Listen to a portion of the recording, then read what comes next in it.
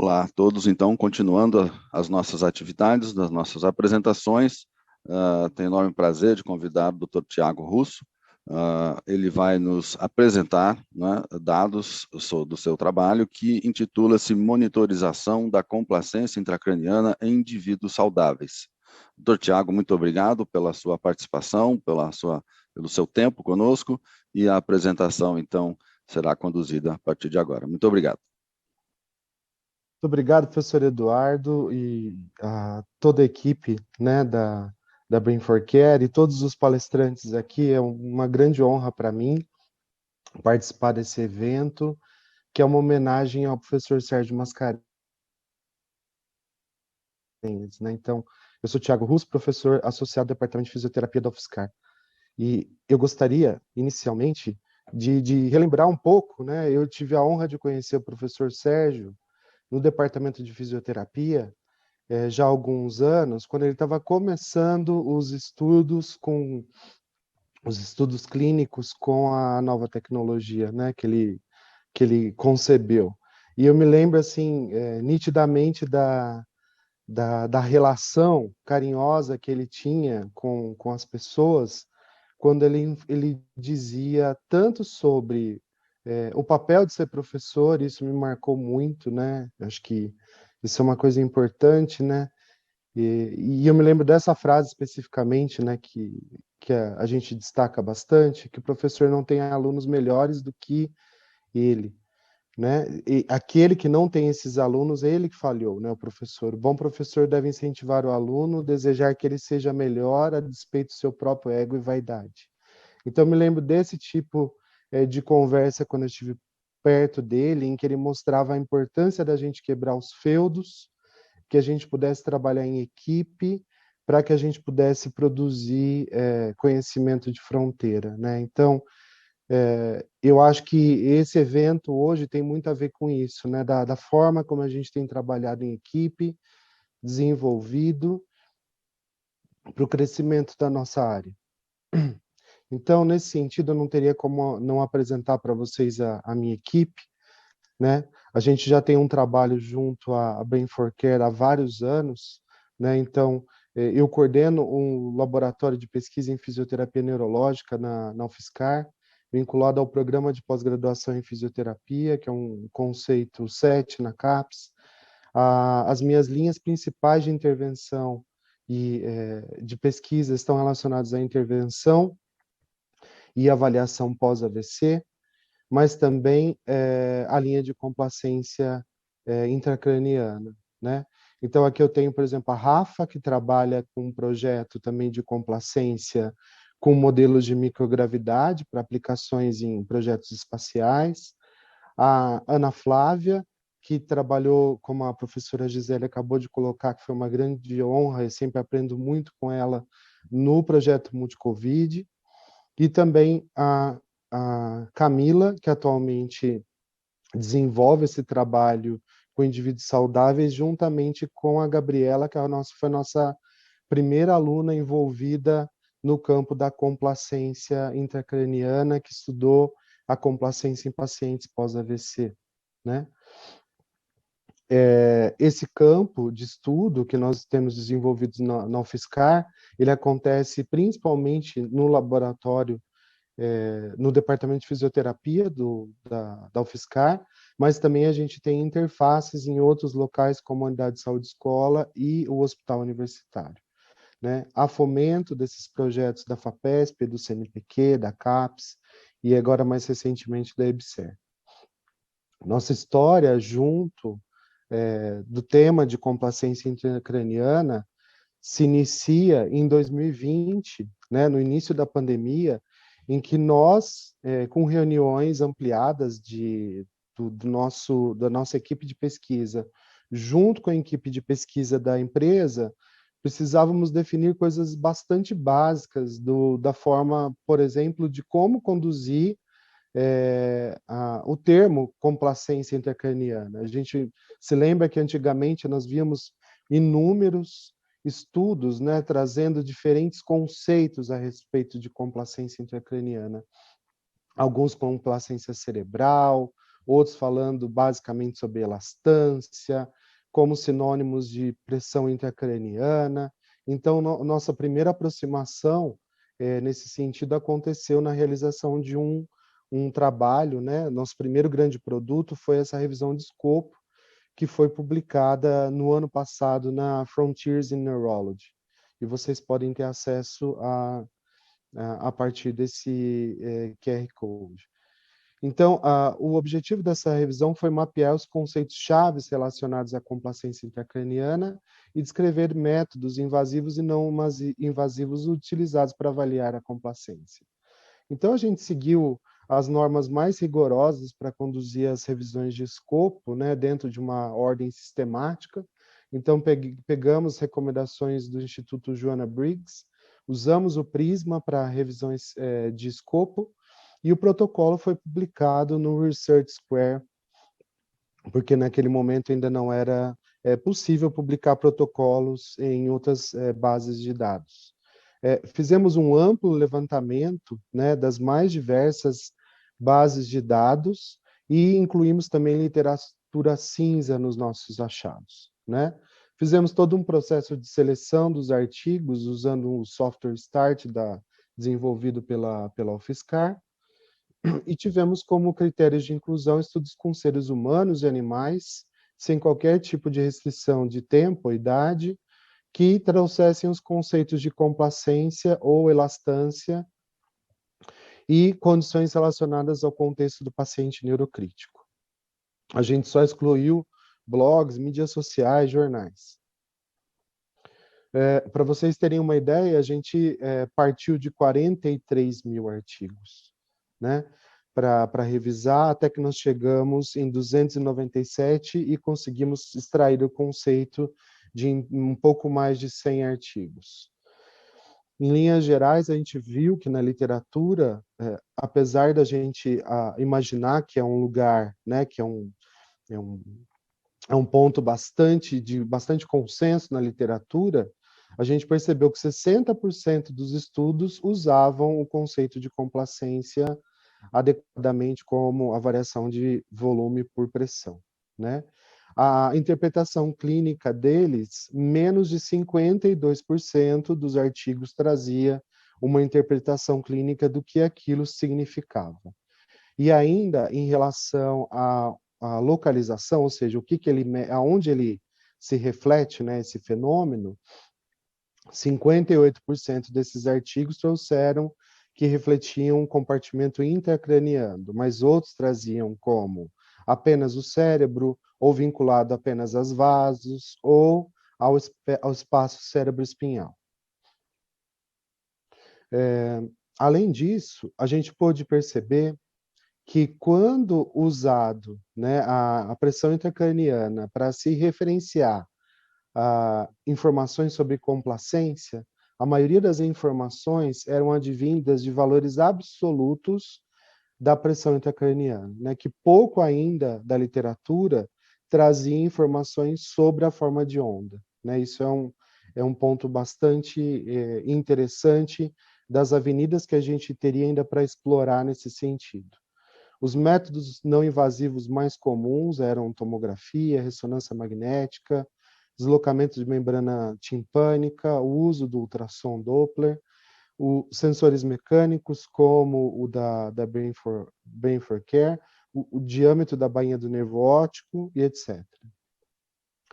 Então, a partir dessa revisão de escopo, a gente trouxe no histórico justamente a importância sobre as validações dessas novas tecnologias não invasivas para o monitoramento da complacência intracraniana, né? Então, além disso, a gente teria que estabelecer essas aplicações clínicas para diferentes populações. Isso ainda não está bem claro ainda na literatura. Há uma falta também de valores de referência para se dizer se aquilo é dentro de uma faixa de normalidade aceitável ou não, né?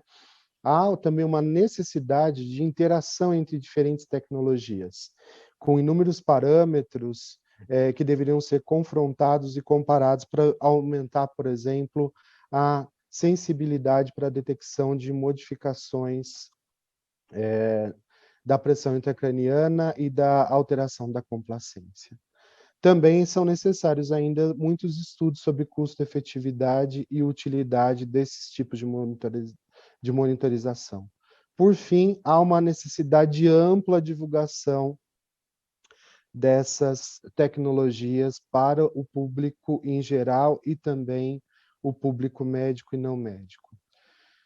Então, a gente localiza, né, a partir dos gráficos que vocês já têm visto sobre as alterações de complacência e as modificações que a gente teria no fluxo sanguíneo cerebral, que há necessidade para essas novas tecnologias de tanto estabelecimento de bandeiras amarelas, né, de valores de referência, de padrões de modificação ao longo do tempo desses sinais, bandeiras vermelhas, mas também de situações que refletissem, então, o que seria um contexto mais de normalidade ou dentro de uma situação de recuperação dessa complacência.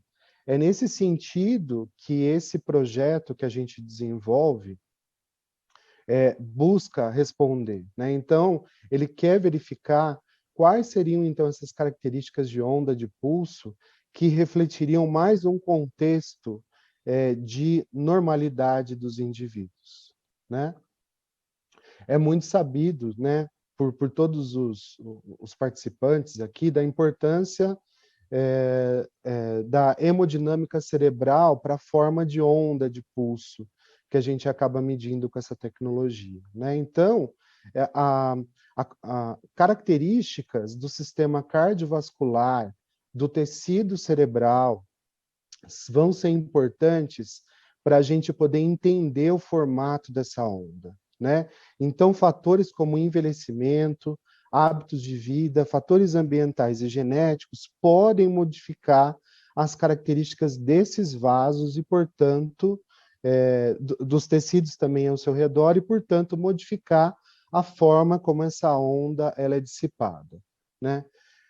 Por exemplo, a gente sabe, dentro de um contexto de hábitos de vida, que se a gente tem uma vida adequada com dieta, exercício físico, prática de atividade física e não apresentar comportamentos sedentários, a gente tem um perfil de vaso mais saudável, né, que garante essas características, essas qualidades do vaso, desde a sua função do endotélio, da matriz que compõe esse vaso, que garante também essa elasticidade, e também do controle do sistema autonômico sobre sua vasodilatação e vasoconstrição. Ao contrário, quando a gente está exposto a uma série de fatores de risco, como obesidade, tabagismo, alcoolismo, sedentarismo, a gente tem modificações acontecendo no vaso que geram, então, alterações que podem comprometer essas ondas pressóricas, né? Então, por exemplo, a gente sabe que só se um fator como o comportamento sedentário das pessoas, ela gera, por exemplo, reduções na sensibilidade barorreflexa simpática e aumento da atividade simpática nesses vasos. Há também modificações na sensibilidade do óxido nítrico, modificando, então, sua vasodilatação em decorrência a alterações da função do endotélio arterial. Também ocorrem modificações na matriz celular, com, por exemplo, degradação de proteínas elásticas, como elastina, por metaloproteinases, e a formação de AGEs, por exemplo, são indicativos de estresse oxidativo, que geram, por exemplo, glicação do colágeno, né? E a disfunção endotelial propriamente dita. Então, clinicamente, a gente tem, inclusive, informações já bastante consistentes, publicadas, que quanto menos nós caminhamos, maior é a chance de morrermos por qualquer evento, por qualquer causa de morte, né? Então, a gente mostrando a importância de se manter saudável, com hábitos de vida, mas também com atividade física e mudanças de comportamentos, por exemplo, não trabalhar sentado tanto tempo, né?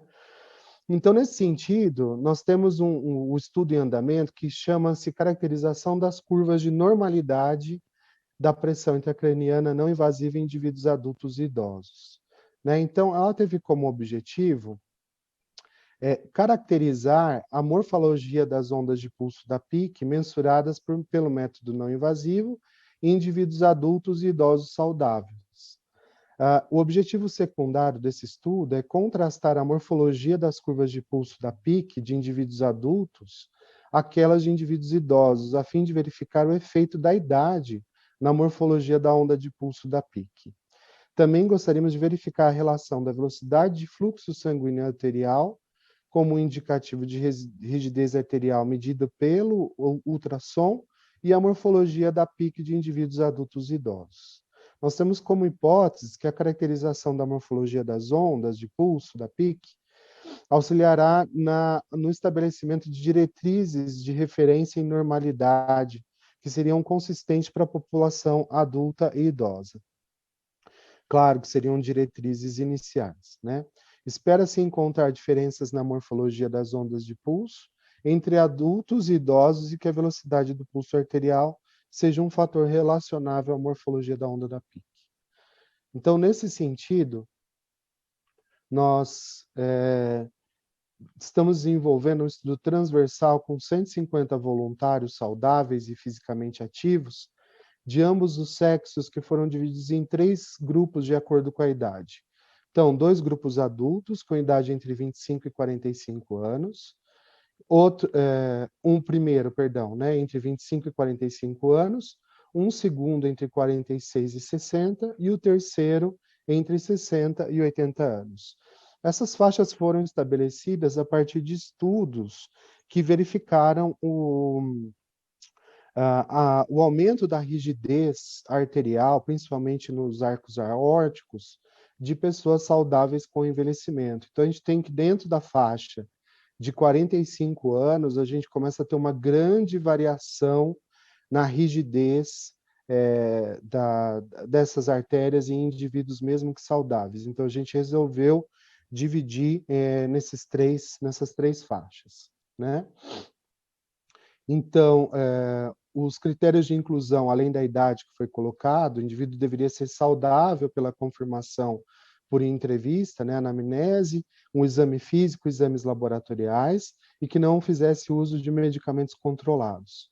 A gente tentou ao máximo, como critérios de não inclusão, né, excluir pessoas com hipertensão intracraniana idiopática, claro, pelo desfecho, as doenças crônicas, e que não apresentassem fatores de risco para doenças cardiovasculares, como obesidade, mudanças também, por exemplo, bioquímicas, ele não pode ser fumante, etilista, a circunferência abdominal também deveria ter dentro de uma faixa de normalidade, recomendado pelo Ministério da Saúde. Então, essas eram algumas características, né? A organização temporal desse estudo ele foi dividido em 3 dias de avaliação, né? O primeiro dia a gente aplica os critérios de elegibilidade, termo de consentimento, levando em consideração a Lei Geral de Proteção de Dados, e os dados são auditáveis a partir de usos de plataformas de gestão de dados, né? Os dados antropométricos são também medidos e questionários de atividade física são aplicados. No segundo dia de avaliação, exames laboratoriais, como hemograma completo, triglicérides, colesterol total e frações, glicemia de jejum, hemoglobina glicada, proteína C reativa, ultrassensível, são executados para a caracterização da amostra e possíveis exclusões. No terceiro dia de avaliação, a gente tem uma série de recomendações para essas pessoas realizarem os testes. Elas vêm em jejum, evitam exercício moderado 48 horas antes, não ingerem bebidas estimulantes, não fazem uso de vitamínicos, sempre no mesmo horário de dia, passando por um período de aclimatação interna. Nesse terceiro dia, nós fazemos avaliações da velocidade do pulso sistólico, diastólico da carótida comum. Realizamos também um eletrocardiograma com derivação MC5, e são feitas as medidas da complacência intracraniana com um sensor posicionado no hemisfério dominante do indivíduo, de acordo com o inventário de Edimburgo para a dominância manual, né? Junto desse trabalho, nós fizemos, a equipe realizou uma série de estudos para posicionamento e aperto do sensor para garantir sempre a mesma colocação e sempre o mesmo nível de aperto do indivíduo para evitar qualquer fator como esse influenciando nas medidas. Aqui são algumas fotos de exemplo, né, que a gente tem a Gabi, que é a coordenadora do estudo, e a Camila, que elas usaram mesmo na pandemia todas as normas de cuidados, né, para evitar qualquer forma de contaminação com os EPIs, e dentro de um programa de contingenciamento bastante marcado para que a gente evitasse qualquer tipo de contaminação dos nossos indivíduos. A manobra era uma manobra bastante simples, a pessoa era posicionada dentro de uma mesa ortostática, ela é colocada dentro de uma mesa ortostática, ela ficava 10 minutos em posição supina, depois a mesa ortostática subia, ela ficava outros 10 minutos em pé. Nesse momento, ela está sendo monitorada, né? Pela literatura, a gente tem que essa manobra postural, ela gera modificações na pressão intracraniana por conta de deslocamentos de volume que acabam acontecendo. Também é possível, com a mensuração da frequência cardíaca desses indivíduos em tempo real e sincronizado com as medidas do sensor não invasivo, que a gente consegue derivar informações sobre a variabilidade da frequência cardíaca e então estudar a influência do sistema nervoso simpático e parasimpático no controle cardíaco. Aqui está um exemplo, né, do paciente posicionado deitado no laboratório na maca, depois ele em pé na mesa ortostática. Interessante observar que a gente documentou com câmeras laterais também para garantir e depois conferir o posicionamento correto do sensor durante as mensurações. E aqui uma interface também software, do software do ultrassom, para demonstrar a sincronia, né, que foi realizada para realizar a medida do fluxo sanguíneo na carótida, da velocidade do fluxo sanguíneo na carótida com as ondas do pulso da pressão intracraniana. Então, isso é importante também para garantir do que a gente está coletando, visto que elas vão ser artérias importantes que vão refletir essa pequena distância entre a periferia e o sistema nervoso central. Né? Então, os nossos fluxogramas, para vocês terem uma ideia, eu já estou terminando, né? Nós partimos de 219 pessoas para o grupo de 25 a 45 anos e já coletamos os 50 a 50 pessoas. Para o grupo de 46 a 60, nós avaliamos 116 pessoas e temos até o momento 29. Já o último grupo, que é o de idosos, nós temos 68, até o momento 6 coletados. Para o futuro, nós temos a conclusão desse estudo para os próximos meses. É importante, claro, ampliar a validade externa desse estudo, né, com diferentes populações sendo investigadas, incluindo agora diferentes comorbidades e medicações, e também confrontar com diferentes métodos de avaliação, como, por exemplo, a rigidez arterial, né? A gente espera, com esse trabalho, que a gente possa favorecer com o fornecimento de referenciais de normalidade para os estudos que estão sendo conduzidos com pacientes críticos.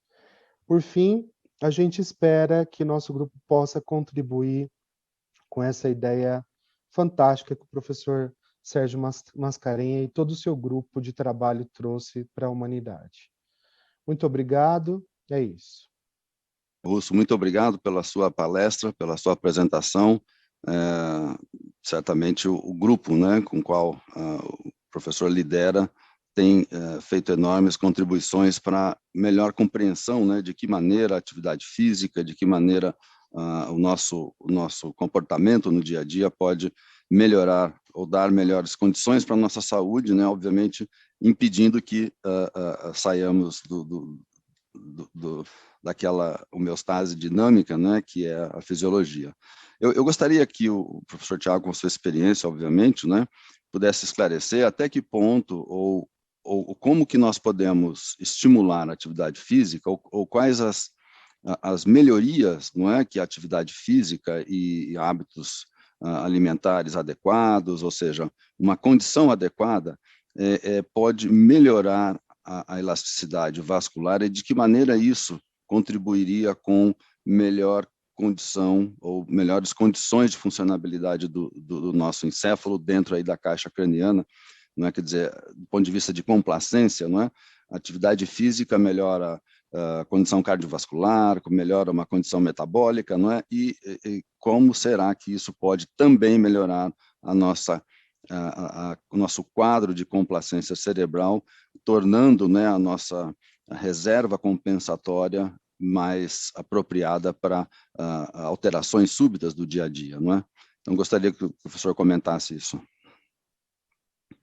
Professor Eduardo, muito obrigado pela pergunta.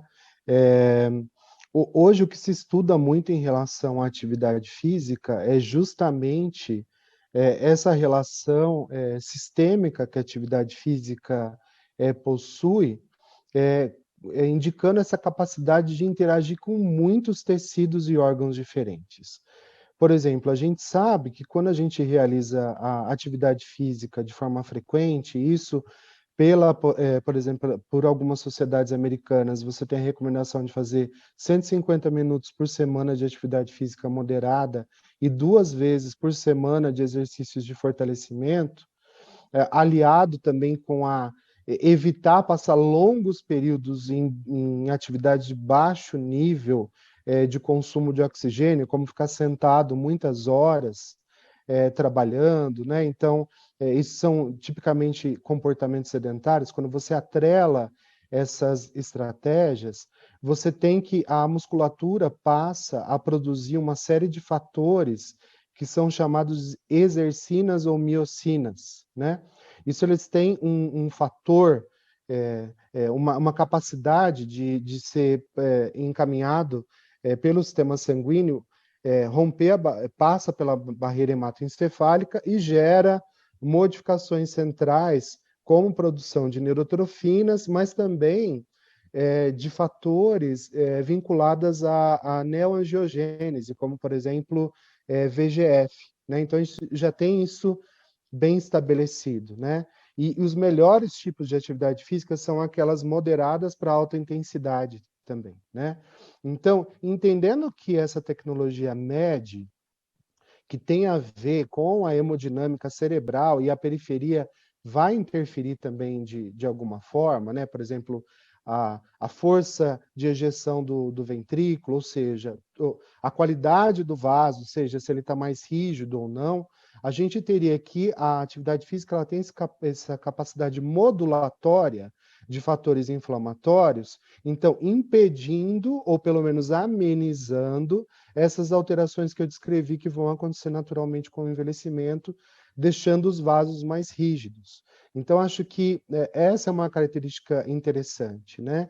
E os principais efeitos acontecem quando ela é feita de forma crônica, né? Que você não fica começa, que você mantém esse hábito de vida ao longo do tempo, né?